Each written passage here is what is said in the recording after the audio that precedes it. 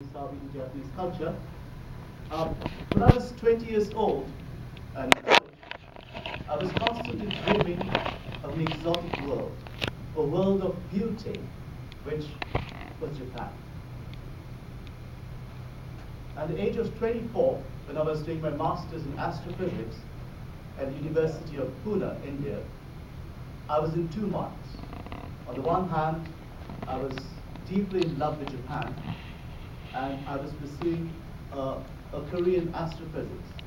I had all the grades I wanted, I had all the scholarships, and I was about to pursue a career in astrophysics.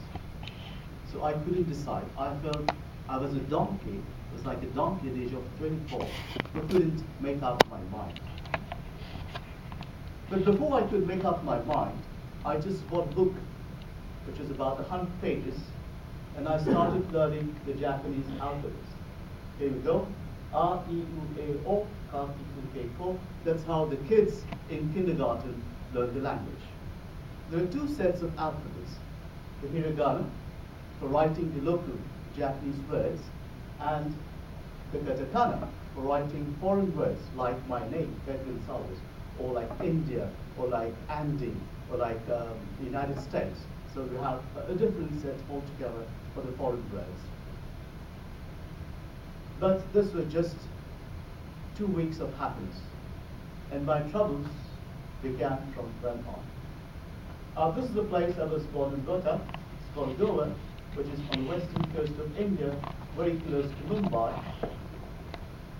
In the 16th century, this was a center of Portuguese trade in Asia and also the center of Christianity. The missionaries would get on in a ship in Lisbon and sail to Goa, and from there go on to different parts of Asia. It were, I think, the Jesuit Christian missionaries who brought education, Western science and arts, and music and printing to most of the Asian countries, and especially to Japan. So Goa was a Portuguese territory from 1510 till as late as 1961. And this is St. Francis Xavier, probably the most famous Christian saint known in Asia and in the Christian parts of the world. And you see a scene from his lifetime. Now, this is a letter he wrote to Rome from Goa, which was the center of his missionary activity. Japanese is written from top down, from right to left. And that's his name and signature, Francis Xavier. Now, in his letter, he mentions that Japan is a place where he has found the most aesthetic of all the cultures in the world and the most intelligent race. But also, at the end of the letter, he says, the language is invented by the devil, just to make his missionary activities difficult. And when I read that, I was really, really disappointed. I said to myself, why would I waste my time and energy to learn the devil's language? Because I learned that Japanese was not just hiragana and katakana. There were about 3,000 characters you had to master and remember. And I spent the first year and a half in Tokyo and wasted almost 3/4 of my memory trying to include all these characters. But I'm happy today I can function in Japan because I could master all these characters. So here you are. I guess Spanish is a second language to most of you guys here. This Japanese is a mixture of 3 different scripts. You have the hiragana to write the local Japanese words. You have the katakana to translate foreign words. And you have the kanji. Now, why kanji? Kanji is the Chinese characters imported from China to make your writing more compact. If you were to write everything in hiragana, you would have to write volumes and volumes of books, just write just a 2-page report. So the kanji is something which makes, they're very visual characters. Each character has a meaning. So you just look at the kanji and you get the meaning of each and every word.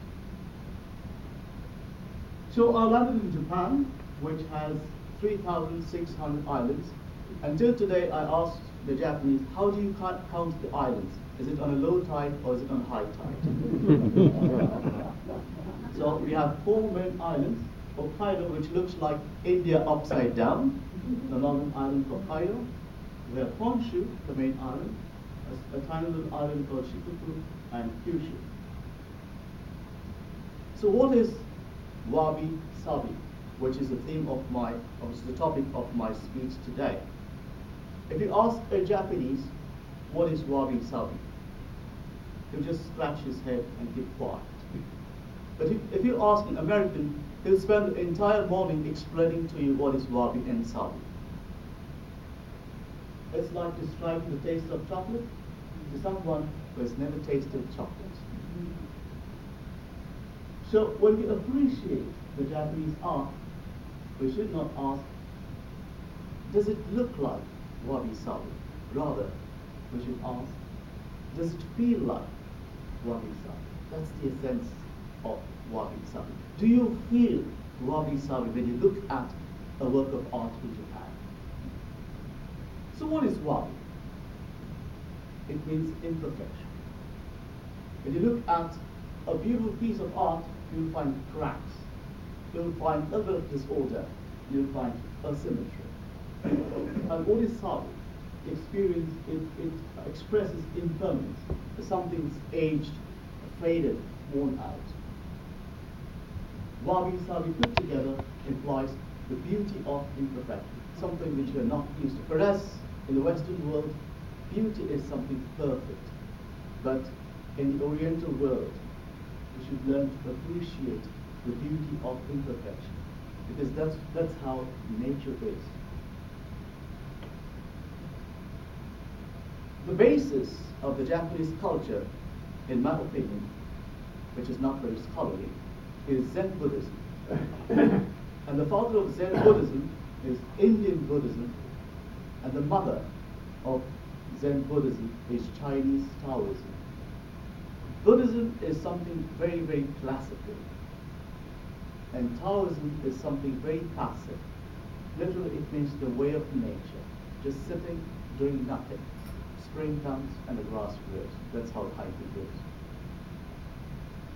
So these, according to classical Indian Buddhism, are the 3 characteristics of any sentient being. All of us, we have dukkha, which is a Sanskrit word, which means we have a lack of fulfillment.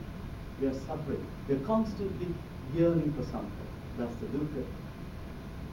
We are all devoid of a self. No matter how conscious we are of an interior solid self, in fact, we are all devoid of an abiding self. That's anatta. And it's anika, which means living beings as well as inanimate matter. Everything is impermanent. Nothing is going to last forever. Now this is classical Indian Buddhism. I always remember my philosophy professor in India who would say, Tad, do you know the difference between the Indians and the Japanese? In India, we provide the philosophy, but we sit under a tree and meditate upon the philosophy. We do not like to soil our fingers. But in Japan, they start working on the philosophy, and they produce marvelous works of art, and they produce marvelous technology. And according to my 21 plus years of experience in India and 21 minus years of experience in Japan, I think the words of my philosophy professor could not be more true. So what do the Japanese do? In India, most of the Buddhist monks ran to the Himalayas in search of salvation, in search of nirvana. But in Japan, they took the same Buddhist philosophy, mixed it up with the Taoist philosophy of China, and made the wabi and sabi, which is based on emptiness, which is based on imperfection, and which is based on impermanence. And they made the whole culture and a lifestyle based on this wabi and sabi, which is basically a Buddhist philosophy of life.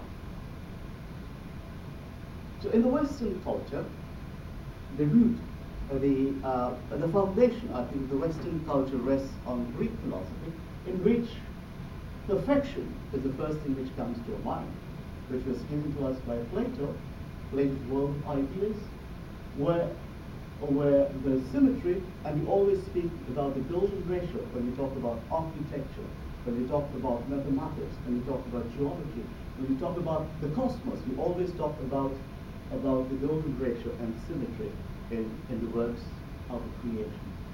It's perennial, it's everlasting. And mathematically, if you look at all the formula describing this cosmos, Einstein's theory of relativity, they're all time invariant, which means they're all eternal. And there's fullness. You look at the sculpture, architecture in the Western world. It's solid and it's vibrant. Now we can contrast this with our wabi and our sabi and the moon. So, contrasting with the perfection of the Greek philosophy, we have kind of an imperfection, the wabi world. It's permanent here and time invariant. The sabi is something which is impermanent. And the moon is, in Sanskrit, it means shunya, it means void of a self, it means emptiness. Now mind you, most of us in the Western world tend to think of emptiness as nihilism, as nothingness. No, it is nothingness, but it is something which has fullness in itself, which is very difficult to comprehend unless we have a first-hand experience of this void which is inside the entire cosmos and inside us. So, if you look at the traditional arts in Japan, like the tea ceremony, the flower arrangement, calligraphy, bonsai, and even in sports like karate, kendo, aikido, we find this culture of wabi and sabi at the basis of this art. Okay, so here you are. Just look at this, a cup which, a traditional teacup used in the tea ceremony. You see scraps here. This is the wabi. It explains you things are not perfect, but they're beautiful in their very imperfection. Look at the color. It's not shiny, it's not glazed, it looks so pale and faded. It tells us it has the wisdom and experience of having passed hundreds and thousands of years and faded. Like in India, we'd say it has experienced lots of monsoons and has become aged, vintage. Look at this, very simple teacup. Look at the bonsai. First of all, the first thing which strikes at the bonsai is it's not a perfect tree. The left does not match the right. The top does not match the bottom. But it expresses the wabi-sabi.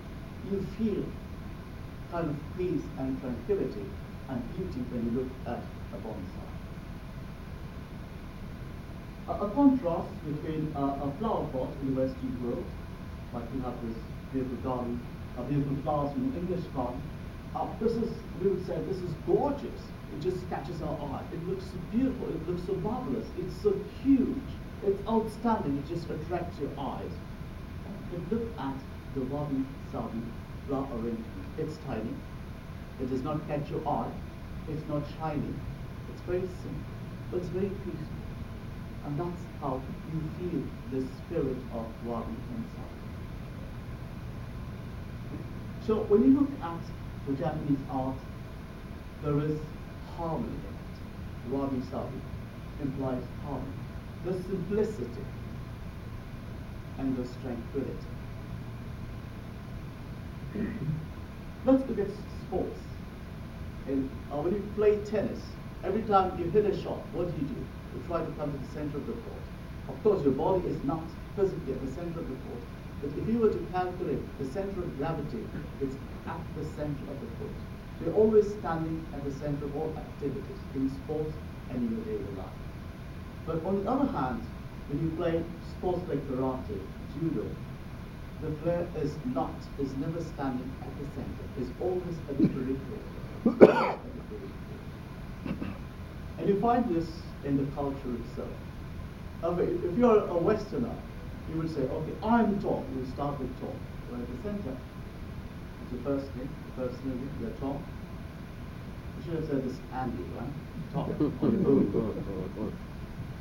Outside Surrounding you, you have your family name, your Tom Brown, your and your president of 4 minutes, or the president of the Rotary Club.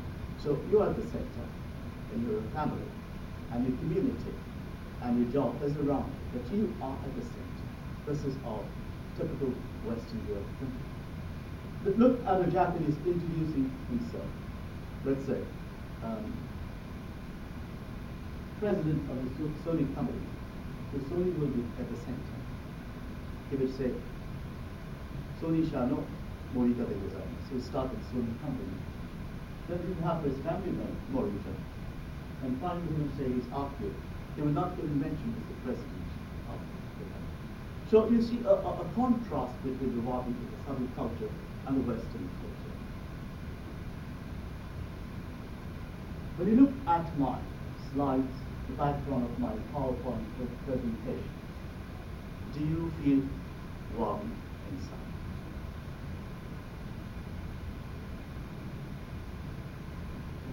So let me end with a Zen story from Japan. There was this Western scholar who went to a Zen master in Japan and he wanted to learn Zen. And the master says, please come in. He welcomed him to the monastery and served him a cup of tea, the green tea which is very famous in Japan. And as the master was pouring his tea in the cup, the Western scholar went on speaking, saying how much he knew about Zen, about Japan, about the culture, about China, about the East, about the Orient, about Buddhism, about Hinduism, about Sufism. He went on and on, speaking about his experiences and his great knowledge of the Eastern cultures and religions and spirituality. Meanwhile, the master kept on pouring the tea in the cup. And the cup was overflowing. So the scholar was surprised. He says, Master, the cup is overflowing. Don't you notice that? The master kept quiet and went on pouring and pouring the cup, and was overflowing. So finally the master opened his mouth and said, my friend, your cup is overflowing with knowledge. If you want to learn Zen, empty yourself. And I think this is the message to all of us this morning.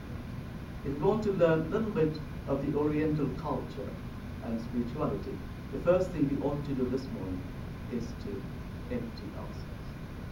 Thank you very much.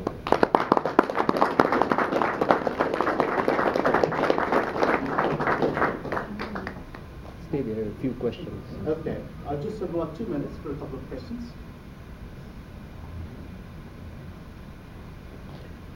Yes, I have a question. The way you're talking, I've never been to Asia, but I've met Asian people, and they seem to have a lot less ego than North Americans do. Yeah. And you described it very well. Why? I thought when you were comparing India and Japan, the word time came to my mind because I'm more.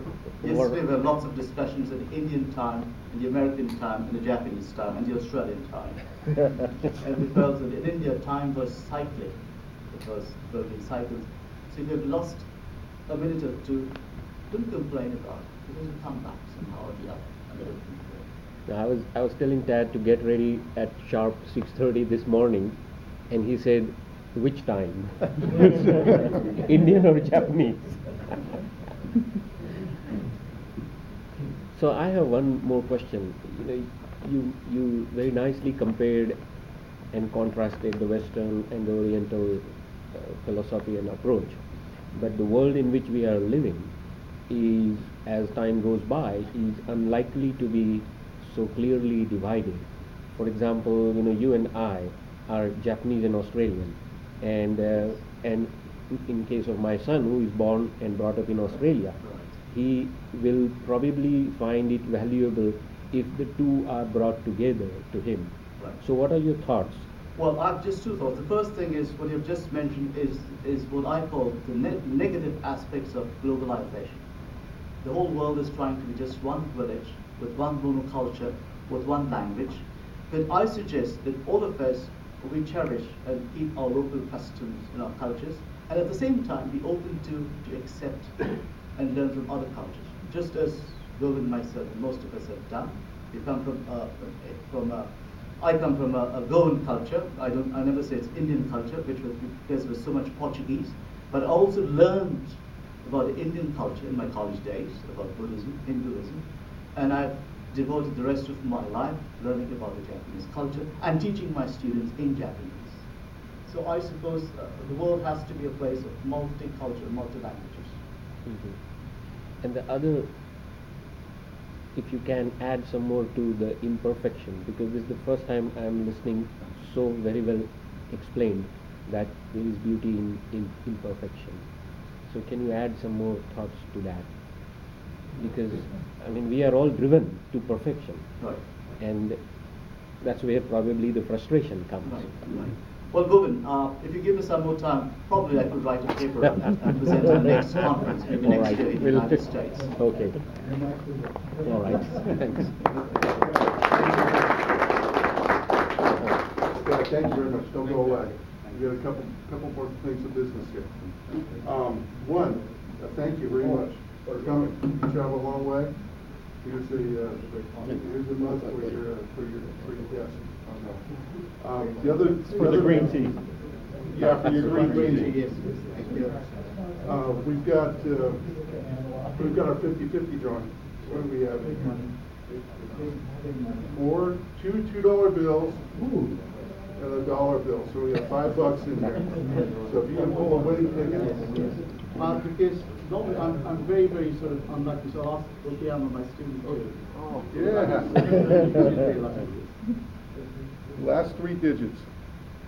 3 digits. You have to read it. Okay, I'm going to read the last 3 digits.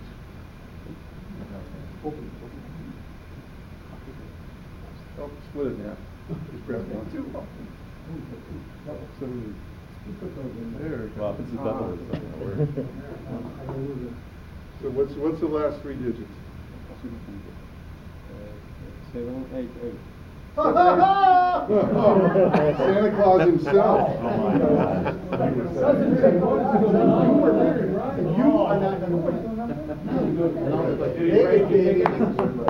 Very nice. It shouldn't even be allowed.